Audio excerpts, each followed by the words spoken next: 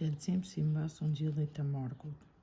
Jezusi hyri në Jeruzalem, në tempull, shikoi çdo gjë dhe pasi dita ishte në të pësosur, shkoi me të 12 në Betani. Të nesërmen kur dolën prej Betanisë, Jezusi ishte udhëruar. Prej së largu pa një fig në gjethe, shkoi për të gjetur ndonjë kokër në të, por kur ju afroi nuk gjeti në të asgjë përveç gjethesh, sepse nuk ishte koha e fiqve.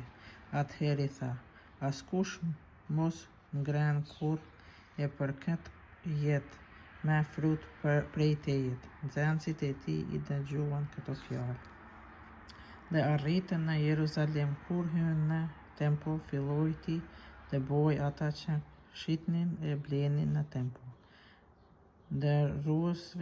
Ndërruesve të hollave ua përmbysi tavolinat e shitësve të pëllumbave, ua rrezoi bankat. Askënd s'la të mbarë ndonjë send nëpër tempull. I mësonte dhe u thoshte: po, a nuk thot Shkrimi i Shenjtë, shtëpia ime duhet të jetë shtëpi uratë për të gjithë popujt, e ju e bët shpellë cubash.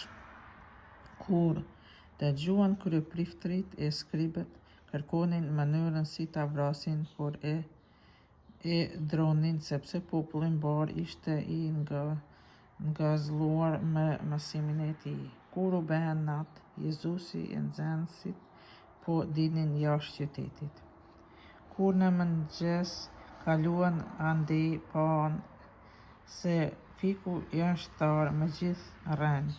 Atëherë Pietri i ra ndër këmbë i tha: Rabai, shiko, qenë ka tharë fiku që ti nëme.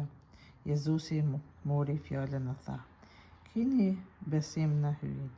Për një mend po ju them, nëse ndokush i thot këtij mali, çohu dhe hylli në det, e nuk dyshon në zemër të vet, por beson se do të ndodhë siç thot, po se ashtu do t'i ngjajë.